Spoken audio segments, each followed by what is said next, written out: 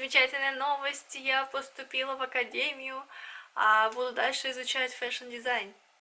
На самом деле все получилось так спонтанно, что я даже сама еще не могу переварить и понять, что я вообще сделала и к чему мне надо готовиться. Объясню, почему я выбрала академию.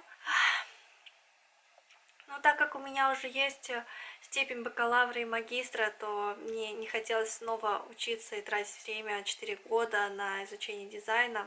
Понятно, что это очень интересно и, возможно, прибавило бы мне больше знаний, но все-таки уже после того, как ты уже достаточно долго проучился, и учитывая то, что я живу не в Москве, не в России у себя дома, а в Корее, то, конечно же, хочется закончить как-то побыстрее, и чтобы это был очень такой интенсивный курс. И я сначала думала подать на курсы, но там просто дают сертификат, а мне этого не хочется. Мне все-таки хочется, чтобы у меня была степень. И поэтому самым лучшим вариантом была эта академия, где можно было обучиться за 3 или 2 года получить уже степень снова, опять же, для меня бакалавра или специалиста. И это огромное преимущество этой академии, и поэтому я просто подала, решила там учиться. В общем, не буду вас томить, а лучше расскажу, как я туда поступала. В целом туда поступить намного легче, чем в университет, потому что вам не надо никаких портфолио туда отправлять. Так, документы, которые нужны, вот я сейчас тут посмотрю на ноутбуке, это заявка, которую вы должны заполнить на самом сайте, либо прийти в офис и заполнить бланк, отдать 2 фотографии, диплом последний, школьный, либо университетский. Если у вас он на иностранном языке, не на корейском, то чтобы он был заверен.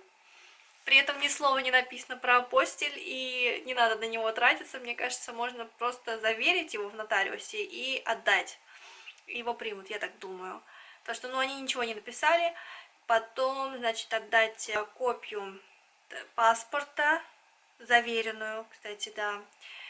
И, значит, и дополнительные грамоты или какие-то документы, которые могут повлиять на то, чтобы вас выбрали среди других. В общем-то, это все. Больше ничего нет. И заметьте, огромное преимущество в том, что, особенно для иностранцев, что не требуется никаких сертификатов о знании корейского языка и английского языка. Раз уж подаете в академию, то вы должны учиться наравне со всеми. И так как мало иностранцев, то и нет нужды создавать отдельные требования. То есть все подают по одним и тем же условиям, правилам, одни и те же документы. В общем-то и все. Так что это, по сути, любой может подать и даже собрать за пару дней документы. Как бы это не сложно. И вот еще хотела бы рассказать, как проходит интервью. Мне пришло сообщение на Какао-Ток, что вы должны прийти вот такого-то числа, подготовить документы, которые я до этого вам продиктовала. И, значит, мне написали 3 вопроса, которые я должна подготовить. Ой, не показывает. В общем, я их зачитаю. Значит, первое. Почему вы решили поступить в академию? Вот эту. Второй вопрос. Это что вы хотите делать во время обучения, какие лекции хотите изучать, какие знания хотите в себя впитать. И третье. Это что вы хотите делать после выпуска. Достаточно простые вопросы. На них не так уж и сложно ответить, если вы подумаете заранее дома. И вот я вам советую все, если вы все напишите, напечатаете в Word, все там откорректируйте, чтобы это все было красиво-красиво.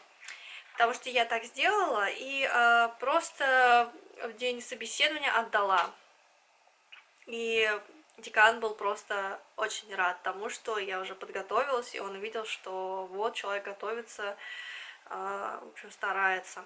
И я чувствую огромную разницу между собеседованием, например, на факультете международных отношений и на этом собеседовании, на факультете дизайна одежды. В то время как во время собеседования на международные отношения надо вот показать, насколько ты начитанный, насколько ты знаешь факты какие-то, проценты, там, не знаю, даты, а, какие-то вот что-то ты, ну, про разные организации, ну, что естественно.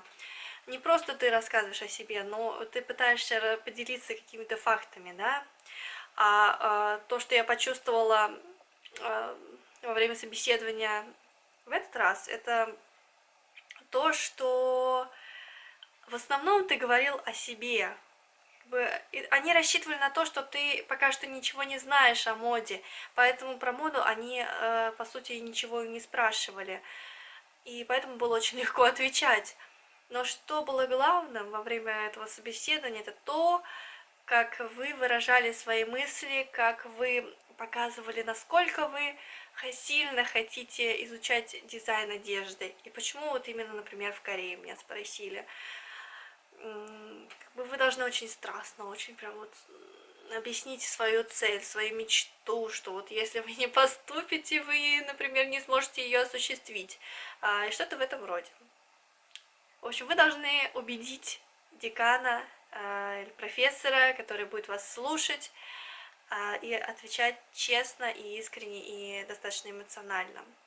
И никаких от вас знаний по моде, дат, каких-то статистик, там, анализ трендов с вас не будут требовать, поэтому не волнуйтесь.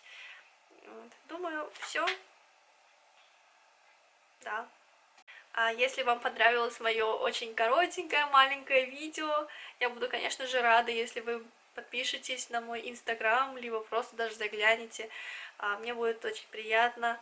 И оставайтесь вместе со мной, ждите новое видео, скоро будет. Я его уже готовлю.